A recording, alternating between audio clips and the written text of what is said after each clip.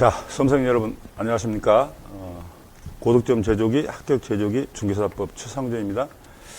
여러분 이제 7월이면 우리가 청포도가 익어가는 시절이라 하는데 여러분 실력도 청포도처럼 익어가는 그런 시절이 됐어요. 자, 이번 모의고사를 제가 해설 강의를 담당했는데 7월 모의고사 제가 문제를 저도 설령 하루 전에 검토를 해봤어요. 제가 출제한 10문제 빼고는 이렇게 어려운 문제가 없어요. 아마 1월에 시작하신 분들도 정석대로 필수서를 가지고 읽고 정석대로 하신 분들은 80점 정도를 맞아야 되는 그런 문제로 되어 있네요. 한두 문제 빼놓고는 그렇게 난이도가 높지는 않은 것 같아요. 그래서 선생님들이 그렇게 어렵지 않게 된 것 같은데 아무튼 여러분들 정석대로 하셔서 우리 과목은 고득점을 맞게 되면 여러분들이 쉽게 2차를 합격할 수 있으니까 끝까지 최선을 다하시고 자, 그럼 문제 해설을 한번 해보겠습니다.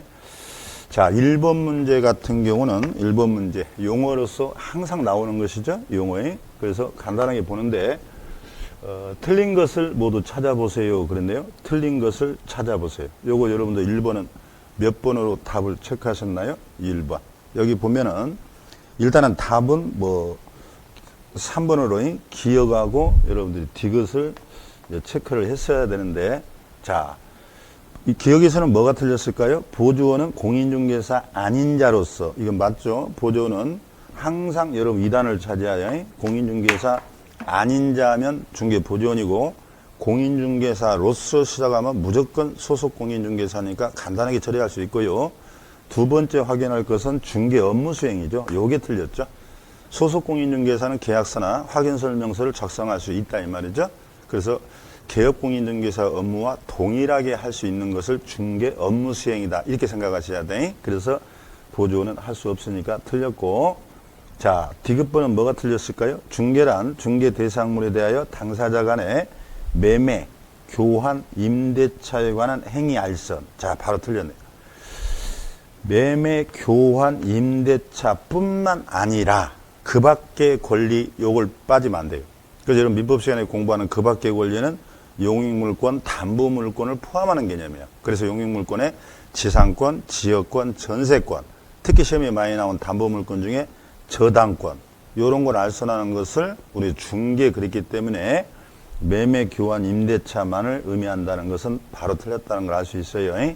그래서 답은 기억 디귿인데 여러분 니은, 니을도 잘 봐두세요. 이건 왜 맞냐? 아까 말씀드린 것처럼 소속 공인중개사가 나오면 무조건 용어에서는 이 공인중개사란 말이 나와야 돼요. 그래서 공인중개사는 소속 공인중개사다. 딱 그렇게 정리가 돼야 해요. 따라서 법인에 사원 임원이 10명이 있더라도 그 중에 자격증이 있는 공인중개사는 전부가 소속 공인중개사예요. 간단하게 풀 수 있어요. 자, 니을번도 똑같네. 공인중개사로서 그랬잖아. 그러면 바로 소속 공인중개사 다 이렇게 끝나요. 아시겠죠? 그래서 보조원은 아닌 자로 시작돼야 되고 소속 공인중개사는 공인중개사 딱 하면은 간단하게 해결할 수 있다. 그 1번 같은 경우도 정석대로 공부를 1월 달부터 시작해서 지금 3순환 과정, 1일 특강까지 합치면 4순환이 끝난 건데 가볍게 풀어야 될 문제입니다. 자, 그 다음에 이제 2번 문제를 한번 볼까요? 역시 이것도 틀린 것이니까 어렵지 않아요. 요것은 여러분들이 몇 번으로 찍었을까요? 답을 다 푸셨으니까 요것은. 그러면 1번 같은 경우는 봐봐요. 공인중개사 아닌 갑하고 공인중개사의 을이 동업한다고 되어 있네. 동업. 여러분 동업은 쉽지 않아요. 그래서 또 둘이 싸워서 자격증이 있는 을이 일방적으로 패배를 해버립니다. 아이 너하고는 같이 못하겠다. 그러니까 돈을 댔던 공인중개사 아닌 자, 투자자가 네가 일방적으로 패배해버려? 그럼 내 업무를 방해해서 나 너 형사 고소할 거야 하고 고소한 사건이 있었어요. 그러자 우리 판사는 공인중개사 아닌 자 너는 원래 중개 업무를 수행할 수 없는 자다. 그런데 네 업무가 방해될 일이 없잖냐. 업무가 없는데 어떻게 방해되냐. 이게 결론이에요.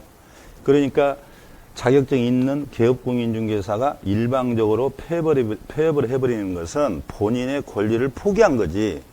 그자가 영업 안 하겠다고 스스로 포기한 거지 네 업무를 방해한 건 아니다 해서 성립하지 않는다가 맞아요. 따라서 보조원은 형사상 한마디로 보고가 안 된다는 뜻이에요. 그래서 자격증을 가진 자가 마음이 틀어지면 일방적으로 폐업해도 업무방해죄는 성립하지 않는다. 요거 자주 나오는 판례입니다. 시험에 정리하시고. 2번. 공인중개사가 다른 사람이 자기 성명을 사용하여 중개 업무를 하게 했다. 당연히 이것은 양도대여로서 자격 취소 사유입니다. 양도대여는 무조건 취소예요. 3번 더 보면 분실 훼손했다. 자격증을 교부한 시소에 재교부 나오면 여러분들은 항상 내가 자격증을 교부받은 대로 가야 돼요. 그래서 재교부는 교부한 이렇게 돼야 돼. 4번 뭐 자격증 양도대여 판례입니다. 그러니까 자격증을 양도대였다는 것은 자격증을 빌린 사람이 공인중개사로 행세할 것을 알면서도 요게 키워드예요. 그러니까 내가 친구에게 자격증을 줬어. 그러면 그자가 분명히 지 자격증이라고 나도 땄어라고 행세할 것을 알면서도 빌려주는 것을 바랍니다. 그건 판례니까 그대로 기억하시고. 그래서 여기까지는 그대로 맞아요. 그럼 이제 5번이 답이 되겠는데 뭐 간단했어요. 양도대여는 형벌이 3-3이 아니라 1-1입니다. 요것은 가장 기본이지만 자주 나와요. 그러니까 여러분 자격증을 양도대여했거나 또는 등록증을 양도대여. 우리 법에는 양도대여가 2번 나와. 무조건 1년 이하 징역 1,000만 원 이하 벌금으로 에어블 해야 돼. 자, 이번에는 이제 3번 문제를 한번 볼까요? 3번 봐요. 제가 아까 서두에 말씀드렸듯이 1월부터 정석으로 필수서를 읽어가면서 하신 분들은 지금 실력이 막 올라갈 때거든요. 다 지금 풀 수 있는 문제들이라는 것을 여러분 아시고, 혹시 틀린 분들은 다시 한번 필수서를 통해서 여러분들이 지금 정확하게 해두지 않으면 9월, 10월에는 막 쫓겨요. 그러니까 지금이 아주 점수를 올릴 중요한 시기라는 걸 다시 한번 설명을 드리고, 자, 이번에는 이제 정심에 대해서 옳은 걸 찾으라고 그랬죠? 옳은 것. 그럼 여러분들은 요것은 답을 몇 번으로 고르셨어요? 어려운 거 없는데, 일단은 5번을 몰랐더라도 1, 2, 3, 4번이 너무 황당하게 틀려 있어요. 볼까요? 자, 자격 취득에 관한 사항을 심의하기 위하여 위원회를 둔다. 여기 바로 틀렸죠. 제가 항상 뭐라고 그랬어요? 이 정책심의위원회는 이 정책의 방점을 찍으라고 그랬잖아. 여러분들 공인중개사 협회에 가도 운영위원회가 또 있어요. 이게 2개의 운영위원회가 있는데 우리 법에 협회 운영위원회는 둘 수 있다로 되어 있고, 여기는 거기는 둔다로 되어 있고, 참 죄송해요. 여기는 둘 수 있다로 되어 있어요. 그걸 헷갈리면 안 된다 이 말이에요. 그래서 여러분들 이 정책이라는 건 뭐예요? 정부가 국방정책, 교육정책, 부동산 정책 자꾸 펴잖아. 근데 매일 펴는 게 아니잖아요. 필요할 때만 정부가 정책을 편다 이 말이에요. 그러니까 우리도 필요할 때만 두는 것이지 상시적으로 두할 필요가 없어요. 그래서 정책의 방점을 찍으면 절대 헷갈리지 않아요. 그래서 간헐적으로 필요할 때만 이게 둘 수 있다. 이렇게 된 것이에요. 그 다음에 위원장 1명을 포함하냐 제외하냐 요거 여러 번 나왔죠. 그래서 7명 이상 11명. 자, 요것도 우리 법에 또 제외한도 나오고 포함한도 나오고 여러 군데서 나오니까 여러분이 헷갈릴 수밖에 없어. 처음 하는 분들은. 그래서 제가 어떻게 여부라고 그랬어요? 자, 여러분 축구 한 팀이 그라운드에서 뛰는 한 팀이 몇 명이요? 11명이라 했잖아. 그럼 11명 중에는 뭐요? 위원장을 포함한, 이렇게 해요. 포함한. 그러니까 골키퍼를 포함해서 11명 이렇게 외워버리면 돼요. 여러분 골키퍼도 한 팀에 11명이 한 사람 아니요? 그러니까 골키퍼를 포함한 11명 해야 되는데 제외안이 틀렸고. 3번 위원장은 국토부 1차관이 되고, 자, 여기까지는 위원장은 1차관입니다. 제가 항상 강조할 때 뭐라 했어요? 위원장하고 그 평위원을 꼭 구별해서 문장을 파악하라 그랬죠? 그러면 위원장은 1차관이고 위원은 여기 위원 11명 이내라고 그랬잖아. 이 위원은 국토교통부 장관이 추천을 받아 위촉을 하거나 임명한다 그래야 돼. 그래서 국토교통부 장관이라고 해야 돼. 요것도 주의해야 돼. 나중에 위원이 엉터리다. 그러면 해촉, 너 나가. 해촉도 다 장관이 한다는 거. 그래서 임명, 위촉, 해촉은 장관이다. 이렇게 정확하게 하셔야 돼. 4번. 위원장이 부득이한 사유로 직무를 수행하기 없을 때는 부위원장. 자, 여기 봐봐요. 여기는 위원장밖에 없어요. 부위원장 자체가 없어요. 그래서 이것은 뻥카다 이 말이에요. 뻥카. 그래서 지명한 자가 되게 돼 있다. 그거 주의하라고 그랬죠? 지명. 그러니까 위원장이 몸이 아파. 그러면 네가 좀 이번에 회의를 진행해라 라고 지명하는 자가 되는 거지, 부위원장 제도 자체가 없단 말이죠. 근데 이게 또 왜 헷갈리냐? 아까 말씀드렸던 협회에 가면 공제사업운영위원회는 또 부위원장이 또 거기는 있거든. 그래서 거기에서는 위원장이 유고가 되면 부위원장이 대행한다 그러니까 여러분 그거하고 또 헷갈려, 순간적으로. 그래서 필수서를 꼼꼼히 봐야지 앞자만 덜렁덜렁 해가지고는 절대 고득점을 맞을 수 없도록 요즘 시험의 특징이 그렇습니다. 특히 박스 문제는 대비가 안 돼요. 그러니까 지금부터 정석대로 하는 게 좋다. 그러면 아무튼 1, 2, 3, 4번이 틀렸다는 걸 알았고, 여기는 회의 개최는 7일 전, 요 날짜를 기억하세요. 답은 아무튼 밀려서라도 5번을 여러분 찍었어야 돼. 왜? 요 1, 2, 3, 4번은 자주 나오니까 정확하게 하시고, 5번은 뭐 간헐적으로 지금까지 출제된 적은 없어요. 그러나 밀려서 7일이라는 날짜를 또 바꿀 수가 있으니까 그거 하나 주의해서 보시고. 자, 그 다음에 이제 4번 문제로 갑니다. 4번도 우리 등록 기준. 자, 법인의 등록 기준은 우리가 흔히 말하는 약방의 감초처럼이 항상 출제된다고 그러지. 이게 여러분 기출문제 특강에서 보면 법인의 등록 기준은 항상 나와요. 우리가 한약을 조제할 때 가장 많이 들어가는 게 감초예요, 감초. 그래서 우리가 약방의 감초다 할 정도로 이 등록 기준은 자주 나오는데, 자, 여기서도 옳은 걸 찾으라고 그랬죠? 그러면은 여러분들이 여기서는 답을 일단 몇 번을 찾았을까요? 답을. 이것도 수업 시간에 제가 매우 강조했던 것이에요. 답은 4번이 될 수밖에 없죠? 자, 대표자를 제외하고 임원이 5명이네?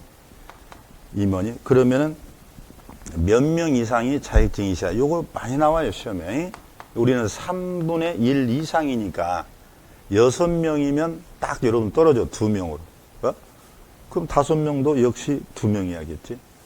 만약에 7명으로 나왔으면 어떻게 될까? 6명까지가 2명이니까 7명이면은 여러분들 뭐요? 토막살인 내면 안 된다 했잖아, 사람. 그러면 3명으로 가야 돼요, 7명은. 그래서 뭐 간단하게 답을 줬어. 답은 4번인데. 그러면 1번은 뭐가 틀렸는지 1번에 여러분들 많이 찍었을 거예요. 법인은 보증 설정이 4억이다 보니까 그냥 생각도 없이 찍었을 텐데, 이런 거 속으면 안 돼요. 보증 설정은 언제 한다고 그랬죠? 등록 후. 이 후예요, 후. 업무 개시 전이니까.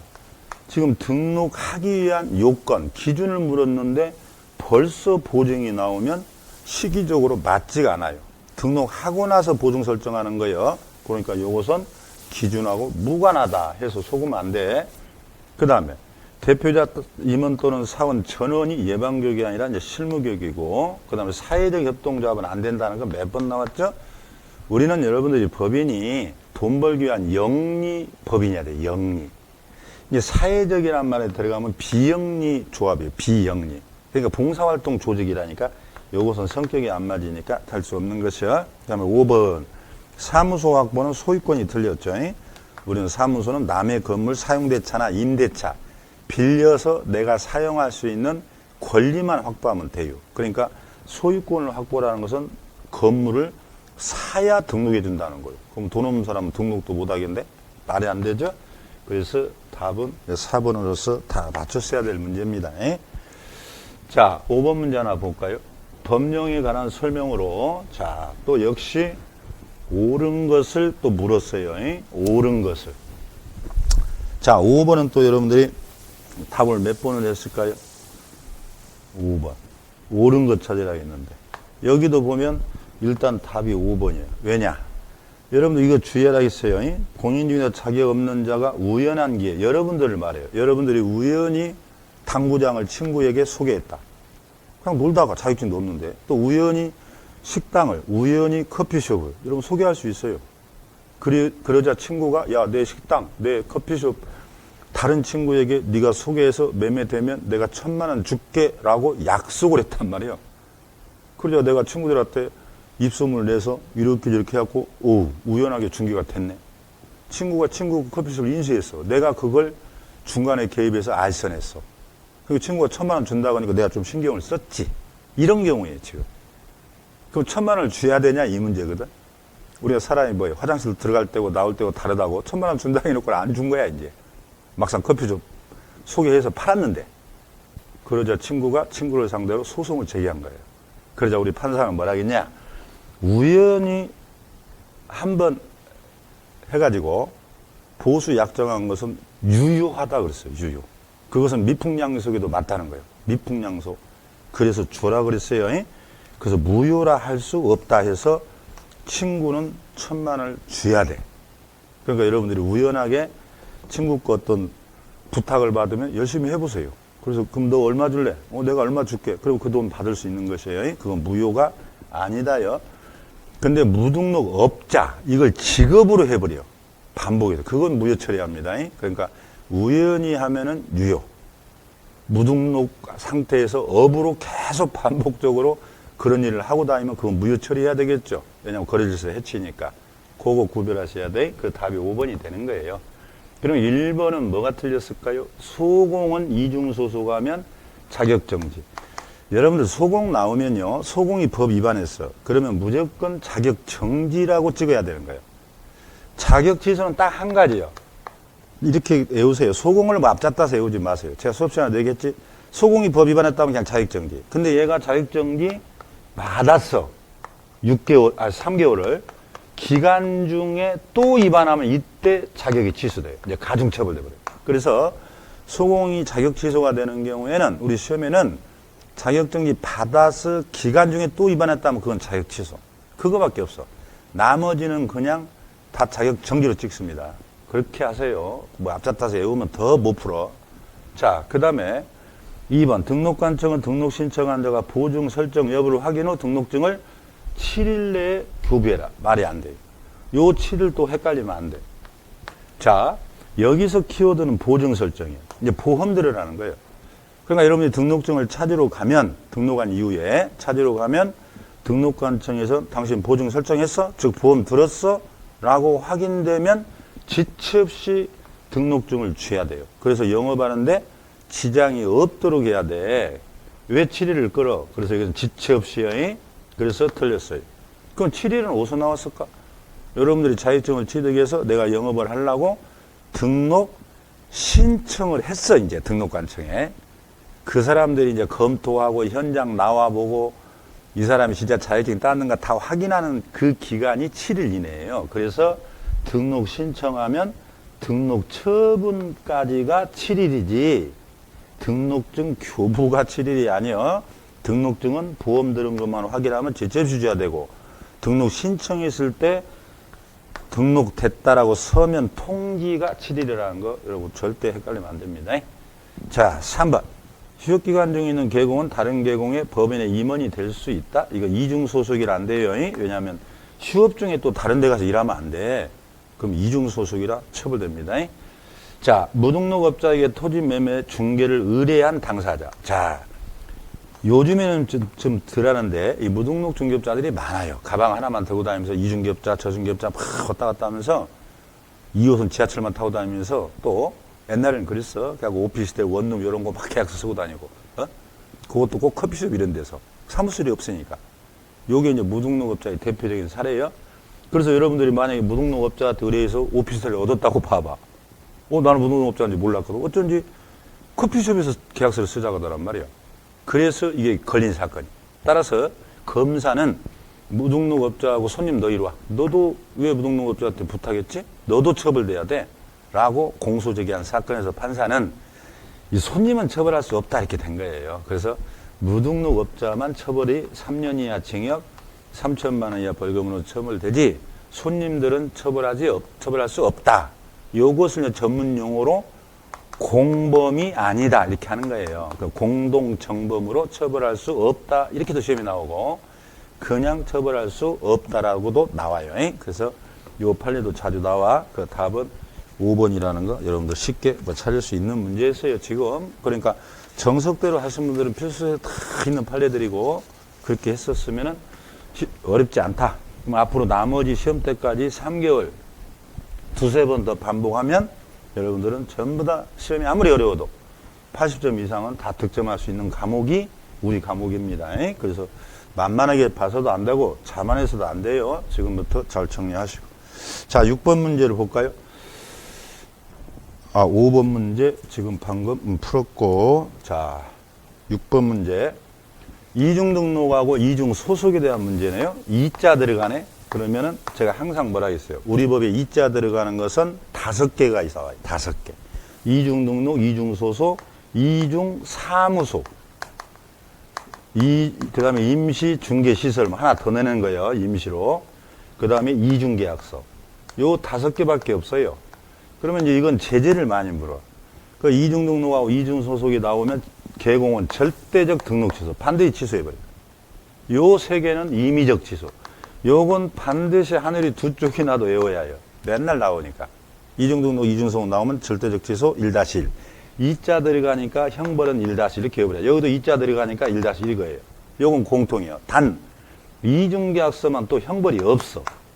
요거 맨날 외우라고 강조하잖아. 우리 법에 이자 들어간 것은 일단 1-1이다. 근데 이중계약서는 형벌이 없다. 그 다음에 이중 등록하고 이중 소속은 절대적 취소고 나머지 3개는 임치. 그러면 끝이에요, 사실은. 자, 여기에 대해서 이제 옳은 걸 찾으라고 그랬는데, 뭐 시간상으로 여러분들 간단하게 체크를 해야 되니까. 자, 요건 답이 2번으로 찍었을 거예요. 자, 옳은 것인가? 그럼 볼까요? A군에다가 등록을 했어. 그런데 이자가 다시 B군에 등록합니다. 등록관청이 시군구니까 대한민국 여러분들 주의하세요. 강남구, 송파구, 여기 동작구, 노량진 하나의 구에다가 2번 등록하는 것도 이중 등록이고 동작구에다 1번 등록하고 강남구에 등록하고 송파구에 등록하는 곳은 막 3번 등록했죠. 그것도 통틀어 다 이중 등록이라고 하는 거야. 그래서 맞는 얘기. 그 다음에요. 아까 디귿번이 맞다고 그랬죠? 자, 개공 가백에 고용되어 있는 보조원 나왔네요. 근데 이자가 보조원은 개공인 법인의 의뢰 사원 임원이 될 수 없다. 그렇죠. 이게 양다리 거치는 거예요. 그 이중 소속은 양다리 거치는 거고, 이게 보조원도 양다리 거치면 다 처벌해버립니다. 그리고 개공이 2번 등록한 걸 이중 등록이요. 그러면 답은 이건데, 니은번에 왜 틀렸을까? 자, 공인중개사인 개공에 이자가 컨설팅 사무소에 이사로 취업해서 양쪽에서 일해요. 자, 이게 이중소속이냐? 요건 이중소속이 아니에요. 요게 키워드는 뭐예요? 이중소속이라는 것은 개업공인중개사 사무소에 근무하는 자가 또 다른 개업공인중개사, 업종이 같아야 돼.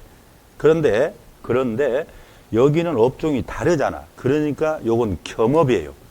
그래서 투잡이란 말이에요. 요건 허용돼요. 주의해야 돼. 그래서 공인중개사인 개공, 개인 개업공인중개사는 뭐라 했어요? 우리 법에는 제한이 없다 했잖아. 중개업하면서 식당도 하고, 중개업하면서 커피숍도 하고, 중개업하면서 컨설팅, 중개업에서 알바, 얼마든지 투잡이 가능하다. 그래서 요것은 틀린 거예요. 그래서 업종이 다르면 상관이 없다 이렇게 기억해버려야 돼. 네 1번 개공이 이중소속 금지에 위반했어요. 자, 아까 이중소속은 무조건 절대적 취소니까 바로 틀렸고, 소공은 법을 위반하면 무조건 아까 뭐라 했어? 자격 정지라고 찍으라 했잖아. 정지 기간 중에 또 위반했다기야 자격 취소예요. 소공은 간단해. 맨날 나오는데 시험에. 그래서 그렇게 정리를 하면 쉽게 풀 수 있는 문제였어요. 자, 그 다음에 7번 등록에 관한 설명으로, 자, 틀린 것은 그랬네요. 지금 앞부분에 관련된 문제이기 때문에 여러분들이 잘 알다시피 선생들이 여러 번 소개를 하던데 다 기출문제를 가지고 지금 거기서 변형한 문제들이기 때문에 출제에 근접한 거예요. 물론 27회라든가 이런 거 쉬울 때 시험이었고, 우리 시험이 31회, 32회, 34회가 좀 중개사법이 어려웠죠. 33회는 아주 쉬워버렸고. 그래서 요즘에 시험이 어려운 추세로 가기 때문에 여러분 30회가 넘은 시험들은 어려워요. 그러니까 이런 식으로 나올 것이다 하면 안 돼요. 분명히 더 난이도가 높게 나옵니다. 실제 시험은. 지금. 그래서 27회를 기준으로 했기 때문에 좀 쉽게 보이는 거예요. 그러니까 최근에는 좀 난이도가 높아졌다는 걸 염두하면서 제가 그래서 연구선 80을 다 넘겨야 된다. 당연히. 제가 그런 얘기를 했던 것이에요. 자, 7번 문제를 보면은 틀린 것이니까요. 자, 요건 바로 봅니다. 답이 2번이죠. 자, 폭행죄로 징역 2년을 선고받았어요. 형의 집행이 3년간 유예됐네. 자, 집행유예라는 것이요. 그럼 유예기간이 종료되면 등록할 수 있다. 이게 바로 틀렸죠. 요게 뭐예요? 여러분, 결격 사유자는 시험은 볼 수 있지만, 자격증은 딸 수 있지만 등록이 안 됩니다. 그럼 이자가 결격이면 등록 안 된다 그래야지. 그럼 우리가 이제 법이 바뀌었죠? 집행유예는 뭐예요? 유예기간 플러스 2년 이렇게 해야지. 그러니까 종료됐어도 아직도 2년이 결격기간이 더 남았어요. 그래서 이자는 결격이기 때문에 등록할 수 없다 그래야 돼. 그 답은 2번. 자, 법인 아닌 사단 당연히 등록 못합니다. 우리는 법인만 등록할 수 있어요. 여러분 공인중개사 자격증을 따거나 법인을 만들어야 돼. 그러니까 법인 아닌 사단은 등록 못합니다. 이건 수업 시간에 자세히 했었죠. 그다음 외국인은 결격사 이런 것도 뭐 간단한 것들이에요. 해산하면은 반드시 등록 취소. 그 다음에 등록관청은 등록증 교부 사실을 협회 통보, 2등분 휴행고 이런 건 단순함기라 제가 앞자를 따줬죠. 그것은 뭐 각 선생님들이 앞자 따줬을 테니까. 자, 8번 문제로 가볼까요? 사무소 설치 이전도 꼭 한 문제가 출제가 돼요. 근데 사무소 설치 이전도 여러분 다 맞춰야 돼. 뻔한 문제들이거든, 이것도. 그러면은 요것은 이제 제가 촬영의 편의상 답을 미리 확인하고 지금 설명을 여러분들한테 핵심을 짚어드리는 게 나아요. 그럼 8번도 딱 보면 몇 번에 찍었을까요? 일단은 여러분들이 답은 4번에 찍었어야 돼. 4번에. 요것도 이미 기출지문으로서 제가 강조했던 것인데, 자, 뭐가 틀렸냐? 분사무소를 등록관청 관할지역 외로 이전했다. 이런 분사무소 전국 어디든 다 이전할 수 있어요. 근데 이전했을 때 이자가 이전 전 등록관청은 이전 후 등록관청에 지체 없이 관련 서류 송부, 요게 틀렸어요. 송부 자체가 없어요. 이건 어떻게 기억을 하고 그랬죠? 자, 여러분들 주된 법인이 있어. 그러면 여기 이제 분사무소 지점이 있다니까? 여러분 생각해 보세요. 분사무소 설치 신고 어디다 해야 해요? 주된 사무소 해야 되잖아. 분사무소 이전 신고, 주사무소 해야 되잖아. 분사무소 인장 등록, 주사무소 해야 돼. 분사무소 휴업 신고, 전부 다 신고는 주사무소에 한다니까? 그러니까 원칙적으로 설치 신고를 주사무소에 했기 때문에 서류가 다 항상 주사무소가 가지고 있는 거예요. 그러니까 요 분사무소가 전국 어디로 옮겨 다녀도 주사무소가 항상 서류를 꼭 치고 있기 때문에 송부란 서류 자체가 없다 해서 여러분 속으면 안 돼. 근데 분사무소가 아닌 개인 계공들은 또는 주사무소가 옮기면 서류를 송부해 줘야 돼. 그래서 분사무소만 그렇지 않다는 걸 꼭 기억해야 돼. 나머지는 뭐 어려운 거 없어요. 지금 여기 보면은 관할 외적으로 이전하면은 내가 이사간 그곳에 한다는 거, 뭐 뻔한 거. 법인의 분사무소 책임자. 자, 특수법인이죠. 특수법인은 공인중개사를 책임자 두지 않아도 재량. 요거 맨날 나오는 것이죠. 자, 그래서 사무소 이전도 여러분 꼭 정리를 하시고, 자, 여러분 사무소 용도는 1종, 2종 일반 업무시설 다 가능합니다. 여러분 공법 시간에 여러분 공부하시잖아. 이게 그래서 중개사무소는 업무시설에도 가능합니다. 자, 그 다음에 이제 9번 문제로 가겠습니다. 9번 문제.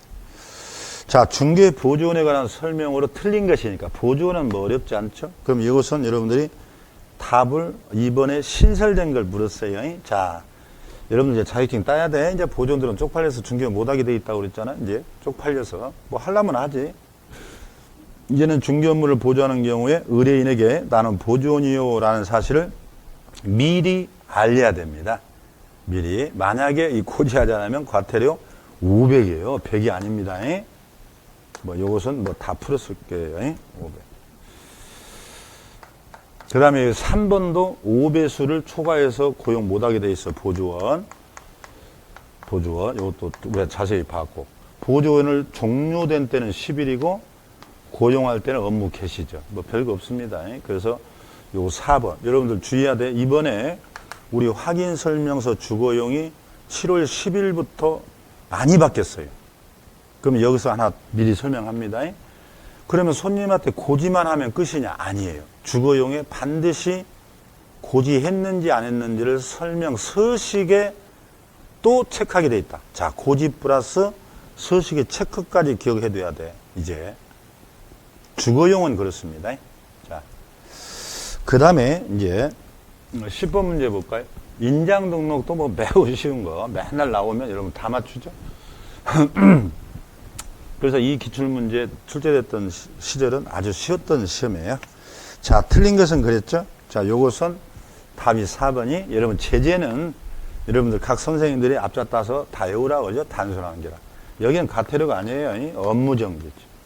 저는 업무정지를 어떻게 외우라고 했나요? 일단은 가장 시험에 많이 나오는 게 서인교. 서인교 조원에 개업을 하 있어. 서인교. 서식이나 서명 날인, 인장, 교부 보조는 무조건 업무정지. 요게 가장 시험에 많이 나오거든. 서인교, 서식, 전속중개계약 서식 보관하지 않았다, 거래계약서 서식 보관하지 않았다, 또는 서명 날인 안 했다, 또는 확인설명 서식 나오고, 서명 날인 나오고, 인장 나오면 다 업무정지예요. 얼마나 간다. 그래서 답은 4번으로 여러분 정리하시고, 자, 이번에는 11번. 우리 법에 관한 설명으로서, 자, 또 옳은 것은 그랬죠? 옳은 것. 자, 11번은 여러분들이 답을 몇 번을 찍었을까요? 이게. 답은 일단 5번인데, 뭐가 틀렸는가 볼까요? 자, 1번. 5개 광고물이라고 나왔네. 자, 5개 광고물. 간판을 설치합니다. 우리 법은 반드시 전화번호가 아니라 성명을 표기하라고 되어 있죠. 이거 이미 출제됐다고 그랬죠. 성명을 인식하실 정도로 표기하여 전화번호 표기 의무가 없습니다. 재량이지. 법인개공의 분사무소 5개 광고물. 분사무소 나오면 항상 책임자가 나와야 돼. 대표자가 아닙니다. 분사무소는 책임자 이름을 쓰는 거야. 공인중개사인 개공 5개 광고물 자시 성명을 표시하지 아니한 경우 등록관청은 등록을 취소하니까 성명은 이복에 문패 반납 표시해가지고 과태료 100원 제가 아까 따졌죠. 이거 과태료 100이에요. 개공이 아닌 자 나와버린다. 여러분 아닌 자 나오면 무조건 1-1 저렇게 개월하겠잖아. 1-1은 제가 어떻게 했죠? 양아이, 예? 양아이 5배 비정 기수매무 딱 외워버리면 끝이에요. 우리 법에는 아닌 자가 3번 나와. 여러분 아닌 자 3번 나오면 딱 무조건 다 1-1이에요. 아닌 자 나오면 1-1 이렇게 외워버려야 돼. 그러니까 개공이 아닌 자 문자 쓰면 안 돼요. 개공이 아닌 자들 표시광고하면 안 돼요. 공인중개사 아닌 자 명함에 유사명칭 쓰면 안 돼요. 아닌 자 3개 나왔잖아. 그 무조건 1-. 뭐 그런 것은. 그래서 답은 이제 5번이 되는 거죠. 대집행. 그래서 이런 것도 다 맞췄어야 된다. 자, 그 다음에 이제 12번 문제로 가볼까요? 12번. 지금 여러분들이 해설을 듣고 하나라도 놓쳤던 것을 얻어내면 그걸로 여러분들은 목적을 어떻게 보면 성취한 거예요. 그래서 이 강의를 여러분들이 들어서 꼭 답을 맞췄다고 해서 대충 볼 게 아니라 다음에는 또 달리 나오니까 여러분 잘 들어서 정리를 해놓으면 큰 도움이 될 겁니다. 자, 12번. 12번은 뭐냐? 이제 거래계약서 작성이죠. 거래계약서. 여기에 대해서 이제 옳은 걸 물었어요. 처음 공부하시는 분들은 이 용어도 안 되는 사람이 있어. 자, 다시 얘기합니다. A와 B가 있다고요. 이게 매도자여, 이게 매수자. 그러면 요 매매, 임대차, 교환 이런 민법 시간에 공부하는 거, 채권법 시간에 공부하는 요게 거래계약입니다. 거래계약. 그래서 우리는 거래계약서 세부 쓰고 5년 보관한다. 이게 거래계약이에요. 그리고 이게 거래계약 신고라고, 실거래 신고. 여기 거래계약에서 다 나오는 거예요. 그 거래계약이 체결되면 우리는 중개는 완성됐다고 그래요. 요거하고, 여러분 요걸 헷갈리면 안 돼. 내 집을 팔아주세요. 집을 사주세요. 요건 거래계약이 아니에요. 요건 중개를 의뢰했다고 그래서 중개 의뢰계약 그래요, 원래.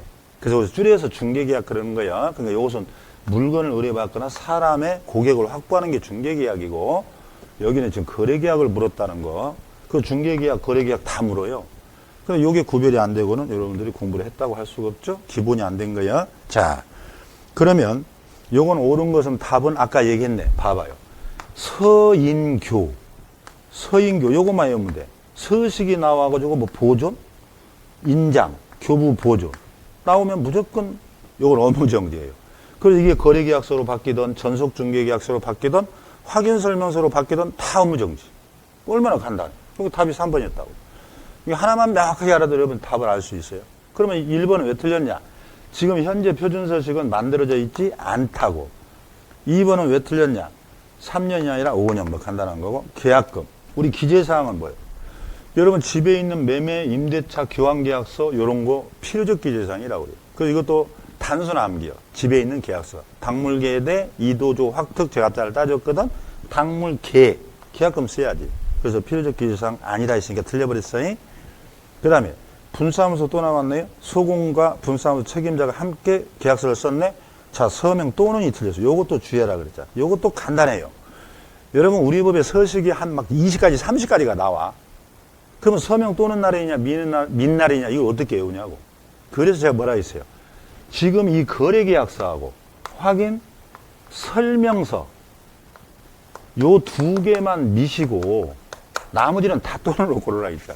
그러니까 이거는 거래계약서니까 바로 틀렸다는 걸 찾아야 돼. 그래서 거래계약서, 설명서는 밑 이렇게 머릿속에 오바르코를 쳐버려야 돼. 자, 13번을 봅니다.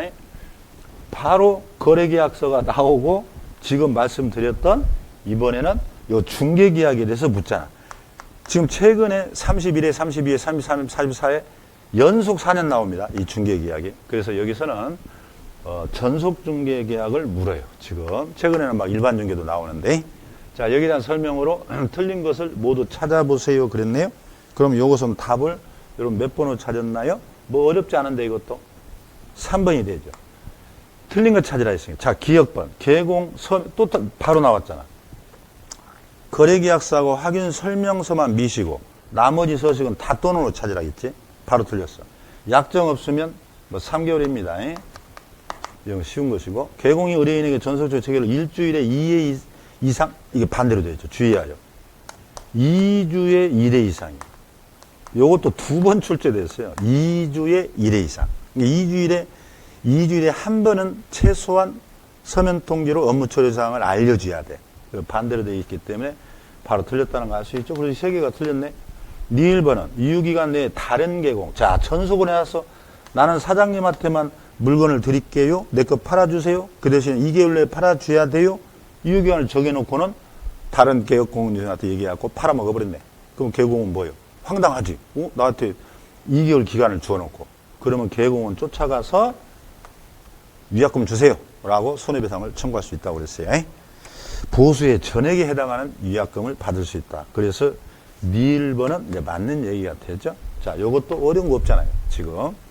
그래서 제가 항상 강조합니다. 여러분들이 꼭 필수서를 보고 정석으로 공부한 사람은 계속 시간이 흘러갈수록 실력이 올라가고, 그냥 앞자만 덜렁덜렁 따가지고 이렇게 하는 사람들은 계속 헤맵니다. 이제 7월, 8월, 9월까지. 문제 조금만 어렵게 내면 다 헤매버려요. 막 점수가 막 50, 60으로 헤매고, 시험장 가서 헤매고. 그래서 여러분들이 실패하는 경우가 많으니까 지금도 시간이 충분해요. 잘 정리하시고. 자, 이제 14번 문제는 바로 확인 설명서로 왔네요. 자, 우리 설명서 비주거용에 대해서 물었어요. 이런 비주거용 나오면 상가 건물을 생각하는데 호프집 건물을 생각을 하겠어. 그럼 아주 쉬워요. 호프집. 그러면 이제 호프집을 중개하고 나서 작성할 내용, 요런 것을 찾아보세요. 뭐 이렇게 물었죠. 그러면 비선호시설, 이런 화장장이나 이런 거, 쓰레기 매립장, 비선호시설, 요것은 호프집에는 체크를 안 해요. 요것은. 어디에 대하여? 주거는 매우 민감하죠. 여러분, 화장장 옆에 집 살 일이 없잖아. 그 다음 토지. 요건 체크해야 돼. 요거 많이 나옵니다. 환경조건 나오면 오로지 주거용으로만 체크해요. 오로지. 그러니까 요 두 개가 빠져야 해요. 그러면 나머지 경비실 있냐, 없냐, 공법상의 토지거래 허가구역이냐, 도로 대중교통 어때? 요건 당연히 주거, 비주거 다 체크해야지. 그래서 답은 간단한 겁니다. 그래서 해당하는 것은 이제 3개가 되니까 답이 3번이 돼야 되겠죠. 요것은 이제 수업을 통해서 여러분들 자주 외우셔야 돼. 자, 그 다음에 15번 문제 하나 볼까요? 슈페업에 대해서도 우리가 꼭 한 문제 나온다고 보고 정리를 해야 되는데, 뭐 뻔합니다. 슈페업도 답은. 자, 틀린 것인데, 여러분 슈페업이 나오면 항상 요거 딱 옆에서 시험지가 그려놔요. 3개월하고 6개월이 이 시험에서 계속 묻거든. 여러분 3개월까지만 휴업하면 신고 안 해도 되고, 3개월 초과 때부터 신고하라고 돼 있지. 그러니까 1번은 바로 3개월이라고 돼 있으니까 신고 안 해도 돼요. 안 해도 된다고. 그러니까 이건 맞네. 안 해도 된다 그랬으니까 뭐 간단해요. 그 다음에 6개월은 뭐냐? 원칙은 안 돼. 6개월까지는, 6개월 초과해서는 안 돼. 여러분들 6개월까지만 우리 법원 휴업 신고를 해주게 돼 있어요. 원칙이. 근데 아프대. 부득이한 사유. 병원에 1년 입원했는데 그 사람을 폐업하라고 할 수는 없잖아. 우리 헌법에는 직업 선택의 자유가 있는데.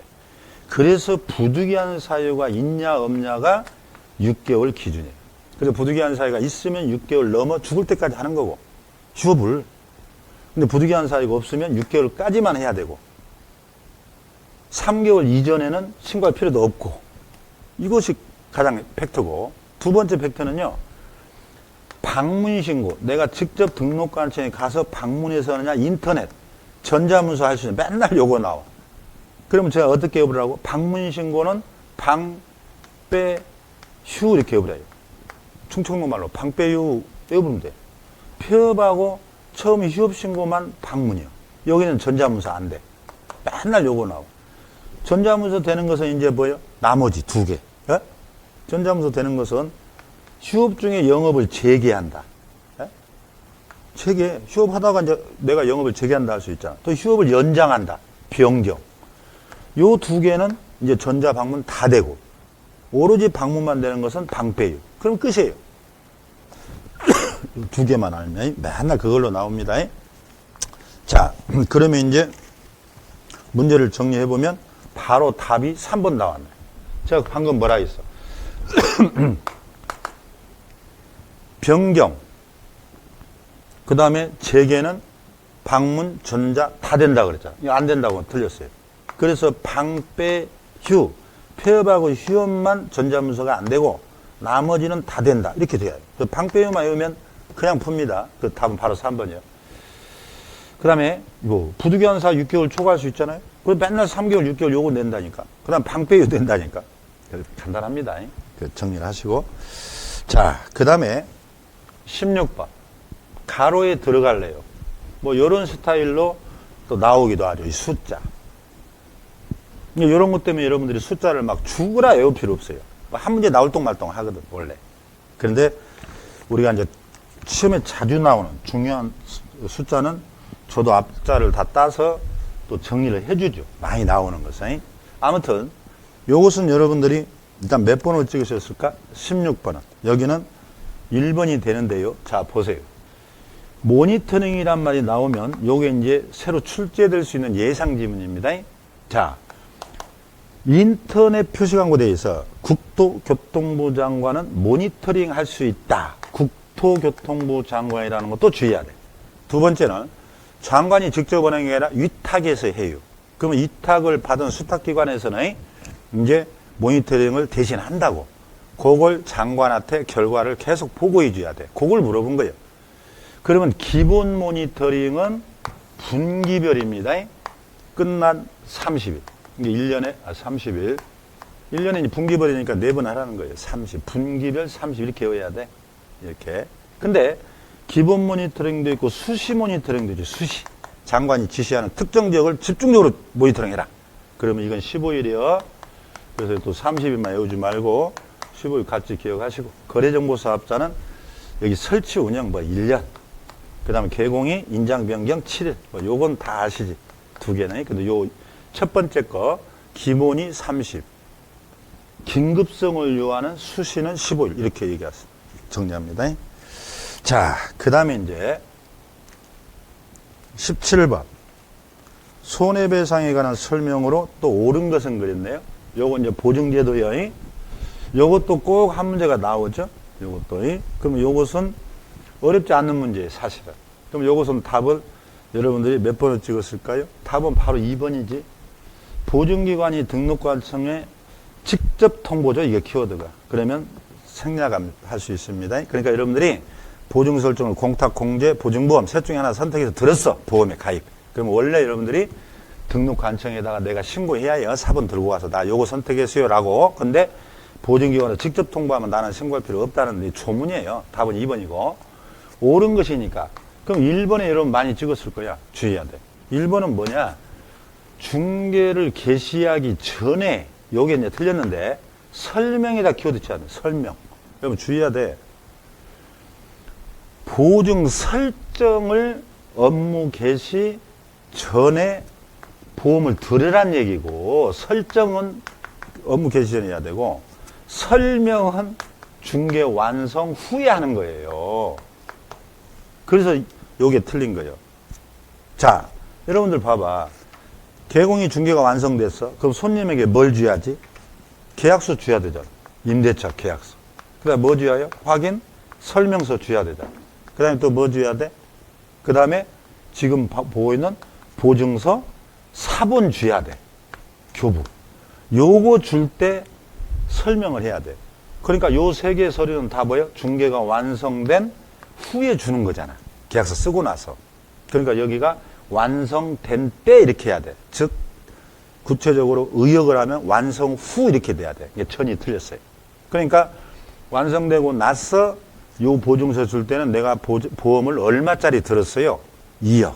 보장기간은 몇 년이에요? 요런 걸 설명하고 교부를 할 때는 중개가 완성된 때, 즉 완성 후에 설명하는 것이다. 여기 틀렸어요. 주의하세요.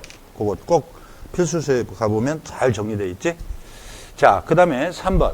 개공이 중개행위를 하면서 당사자에게 손해를 입혔네? 자, 여기서는 키워드가 개공 스스로 불법한 거예요. 그럼 민법에서는 공부했잖아. 불법행위가 성립되려면 본인의 고유과실이 반드시 있어야 돼요. 그래서 관계없이 배상, 요게 틀렸어요. 근데 여러분들 혼돈하면 안 돼. 고용인, 개공의 직원, 고용인이 불법을 했어. 그러면 개공의 고유과실 없이 책임져야 돼요. 왜? 고용인의 업무상 행위는 개공의 행위로 본다 그랬잖아. 그러니까 여러분들 꼭 주의하라고. 고용인의 불법이 나오면 요 문장은 맞아. 근데 개공 스스로를 물었으면 요건 틀린 거예요. 요거 수업시간에 내가 매우 강조했잖아. 민법의 기초가 안 돼버린 사람은 이거 못 알아들어요. 그래서 민법이 모든 법학의 기본이에요, 기본. 그래서 구별하세요. 이거 잘못됐다. 4번. 개공이 폐업했다. 이 공탁은 3년이고, 자, 개공이 자기 사무소를 다른 사람이 빌려줬어. 요게 이제 무과실입니다. 여러분들이 사무소를 빌려줬다 사고 나면 무조건 책임져야 돼. 그러니까 배상 책임이 없다가 틀렸어. 요거 이제 다 아시는 내용이 하도 많이 나오니까. 기출문제에서도 많이 다뤄들었을 거고, 선생님들이. 자, 이렇게 해서 그 부분. 17번에서는 특히 1번하고 2번, 3번을 잘 기억하면은 그 이상 어렵게 나올 수가 없어요. 여러분들 같은 애. 1, 2, 3번을 좀 잘 체크해 두시기 바래요. 자, 그 다음에 이제 18번.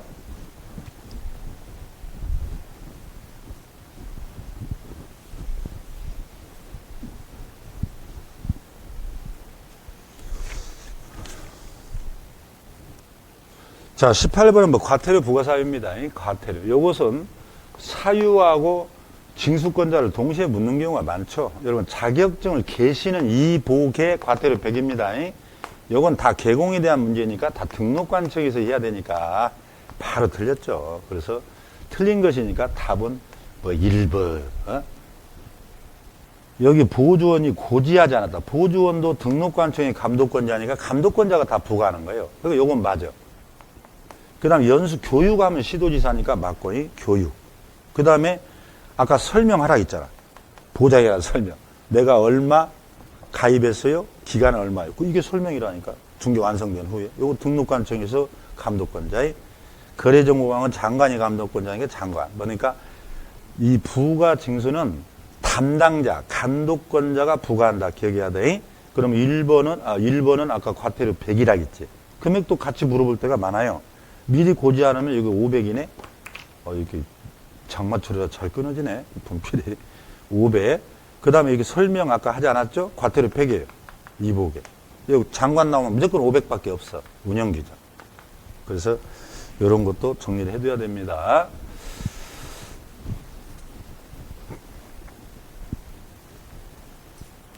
제 좋은 분필을 안 가져왔더니 저는 오늘 전자출판으로 촬영하는 줄 알고. 자, 그 다음에요. 19번. 일라실. 뭐, 이런 것은 제가 설명하면 여러분 더 헷갈릴 거예요. 각 선생님들이 다 앞자 따서 해주죠. 저는 양아이, 5배, 비정, 기수매무. 이렇게 오라고 하고, 3-3은 허무, 관직, 쌍투, 시체방. 이렇게 오라고 해요. 그러니까, 외웠으면 풀고 못 외웠으면 못 푸니까, 시체방 단체 여기 있네. 요게 3-3이고, 나머지는 다 1-1입니다. 그것은 뭐, 설명하면 여러분 헷갈리니까. 자, 그 다음에 20번. 교육에 관한 문제 뭐 자주 나오는데 요것도 다 여러분들 뭐 시험장 가면 풀고 오셔야 돼. 교육도 옳은 거 찾으라고 그러네요. 그럼 요 교육은 다 마쳤을 텐데 여러분들이 몇 번에 찍었을까? 답은 2번인데 등록관청은 대통령이 정하는 바에 따라 개공 등의 부동산 거래 사고 예방교육 나왔네. 여러분 예방교육 나오면 모두를 대상으로 교육을 실시하는 거예요. 모두라는 것은 우리 법에 나오는 국장, 시도지사, 등록과정, 모두를 대상, 계공 등이라고 되어 있잖아. 그러니까 계공도, 소공도, 사원, 임원도, 보조원도 모두가 다 사고 칠 수 있잖아. 그래서 사고 예방은 모두가 시간이 있을 때 모두를 대상으로 교육할 수 있다 하면 끝이에요. 답이 2번이에요, 이것은. 자, 그렇게 수업 시간에 강조를 하죠. 그러면 1번은 뭐가 틀렸을까? 분사무소 책임자 고용신고일 전 1년 이내 실무교육, 책임자 실무교육 받는 건 맞아. 교육하면 무조건 시도지사라 해야지, 교육은. 아까 연수교육이나 실무교육은 무조건 시도지사여. 예방교육이 모두가 해요. 사고 예방. 그래서 실무교육 구별해라 그랬죠? 3번. 연수교육 바로 나왔네? 연수교육. 이게 2년이 돼 2개월 내 연수교육 일시 장소 등을 당사자에게 통지해야 되는데 교육 나오니까 등록관청 바로 틀렸네. 맨 여기 장난치잖아. 여기도 등록관청, 여기도 등록관청. 무엇이 맞냐 지금 이거예요 지금. 그 다음에 연수교육 12시간 내지 뭐 16시간이 이건 뭐 여러분 다 외우죠. 12시간 하루 반나절 내지 이틀을 시켜요. 직무교육은 서너 시간 시키고 보조원. 실무교육은 24시간 내지 28시간 내지 32시간 이런 거 다 외웠지 여러분들. 그 다음에 고용관계 종료 신고 1년 이내 고용신고를 다시 하려는 경우. 자, 여기서 키워드는 1년 이내예요. 이내. 제가 뭐라 했어요? 아무리 머리가 치매가 걸리지 않는 한 우리가 1년 이내의 지식은 남아있다라고 생각을 하겠잖아. 그래서 얘가 1년 이내에 다시 재취업을 하려고 그래요. 재취업. 그러면 직무교육을 받지 않아도 된다. 그래야지. 1년은 지식이 남아있다니까. 그래서 1년 이내란 말이 나오면 안 받는다. 이렇게 해야. 그러니까 결국은 답은 2번. 이렇게 해서 요것만 맞게 됩니다. 그래서 요런 문제들은 여러분들이 실은 다 이게 맞춰야 될 이 문제들에 해당이 됩니다. 자, 잠깐 끊겠어요. 자, 그럼 이제 21번 문제를 하나 볼까요? 자, 21번 문제는 협회에 관련된 문제로서 협회도 한 문제가 나옵니다. 자, 옳은 것을 찾아보세요. 그랬네요. 그럼 여기는 답을 몇 번을 찍으셨나요? 여기는 일단 1번 기억번 하나 맞아요. 자, 협회 총회 의결. 자, 총회에서 의결을 했으면 감독권자인 장관에게, 여러분 감독권자라는 것도 같이 기억하세요. 지체 없이 보고를 해줘야 돼요. 요것은 맞는 거예요. 자, 니은번은 그럼 뭐가 틀렸다는 것이냐? 책임 준비금이 요 10%죠. 공제료의 10% 이상. 요것을 다른 용도로 사용한 경우가 틀렸어요. 요것은 장관에게 사전 승인이에요. 승인. 그러니까 사전에 승인을 받고 사용을 해야 되는데 여기는 사용하고 나서 보고한다. 틀렸어요. 이것도 이미 다 출제된 것들이라고 그랬죠. 자, 주의해야 돼. 협회는 재무 건전성, 지급 여력 비율은 100%라고 기억해야 돼. 100%. 그러니까 사고 피해자가 오면 바로 지급할 수 있도록. 여러분들이 가입되어 있는 보험회사가 100% 지급이에요. 그래서 10% 틀렸고, 아까 책임 준비금이 10%입니다. 협회는 공제사업 운영실적을 공제사 운영실적, 운영실적 나오면 매 회계년도 종료 3개월 이내예요. 그래서 분기별 틀렸어요. 자, 그래서 협회도 저런 것들 좀 주의 깊게 정리하시고. 자, 22번 포상금을 지급받을 수 있는 사유 대상. 자, 우리는 포상금이 우리 공인중개사법의 포상금하고 부동산 거래 신고에 관한 법률 포상금하고 두 개가 있는데 이게 돌아가면서 나오기도 하죠. 그래서 뭐 이런 것은 간단하게 각 선생님들이 다 앞자 따주죠. 그래서 저는 부양무 시체방 표시 이렇게 요구를 하고 있는데, 부양무 시체방 표시. 그러면 여기서 5번에 보면 답은 뭐 간단해요. 이중 등록, 뭐 이중 사무소, 임시 중개 시설물 이런 거 다 안 줘요. 이런 거. 그러니까 나쁜 짓 했다고 신고해서 다 주는 게 아니다. 부양무 시체방 표시 이렇게 정리를 하세요. 그것은 뭐 따로 설명하지 않겠어요. 사유 간단하게 물었으니까. 자, 23번 자격정지 나왔네요. 아까 문제 풀 때 제가 서두에 얘기했죠. 자격정지 사유를 물어보면 소공이 법을 위반했으면 뭐냐? 그럼 자격정지다 이렇게 기억하고, 자격정지 기간 중에 또 뭐 이중소속했다, 중개업을 했다 이렇게 나오면 자격 취소예요. 그래서 자격정지 사유는 따로 여러분 외울 필요도 없어. 그래서 봐봐요. 1번. 확인 설명을 안 해버렸어. 법 위반했네. 그러면 얘는 자격정지예요. 뭐 바로 옳은 거 찾기니까 답 1번이에요. 인장 등록 안 했다. 자격정지. 이중계약서 썼다. 하지 말아야겠잖아. 법 위반했잖아. 자격정지. 다 그래요. 서명 날인 안 했다. 자격정지. 금지행위 하지 말라 했거든. 기수매무 관직상. 그럼 자격정지. 얘는 법을 위반했다고 나오면 그냥 자격정지로 찍는 거예요. 그럼 2번은 뭐 틀렸냐? 보존? 보존은 개공의 의무예요. 소공 자체 의무가 아니고. 전속 중개계약서 나오면 무조건 개공의 의무예요. 그러니까 이것은 의무 자체가 아니에요. 소공하고 아무 관련이 없어. 그러니까 제재가 없어. 그래서 그런 거고. 또 자격 취소하고 정지 나오면 시군구청장이 나오면 무조건 틀려요. 자격증 나오면 시도지사가 나와야 해. 시도지사가. 그 자격 정지든 취소든 무조건 시도지사 나와야 돼. 그 다음에 2분의 1 범위 기준을 가지고 가중강경한데 우리 법에는 아무리 가중하더라도 6개월을 초과하지 말아 있으니까 바로 틀렸죠. 이런 것은 여러분들 어찌 보면은 30초 내에 다 풀어야 간단한 문제였어요. 사실은. 자, 그 다음에 24번 문제로 한번 가볼까요? 자, 24번 문제는 우리 이제 금지행위 33조 매번 한 문제 나온다고 봐야 되겠죠. 다음 중 금지행위에 해당하는 것을 찾아보세요. 그랬네요. 해당하는 거에. 그러면 이것도 뭐 간단하죠. 우리가 앞자를 제가 따일 때 기망, 보수, 초과행위, 매매업, 무등록자 협력행위, 기수매무, 관련 증서, 직접거래, 쌍방대리, 투기조장, 관직상투, 시체방 이렇게 외워보라고 그랬는데 뭐 간단해요. 그러면 기업 같은 경우는 분양권이네. 분양권은 관련 증서가 아니죠. 요거 중개하는 것은 정상적인 행위고, 니은번 상업용 건축물 분양 대행이네요. 요건 겸업이지. 이런 분양하고 나서 수수료를 몇 배를 받아도 수수료 규정 자체가 적용이 안 돼요. 그래서 분양 잘하면 여러분 돈을 수억 벌 수 있다고 그랬잖아. 그래서 여기는 수수료 자체가 적용되지 않아요. 그래서 이건 금지행위가 아닌 거예요.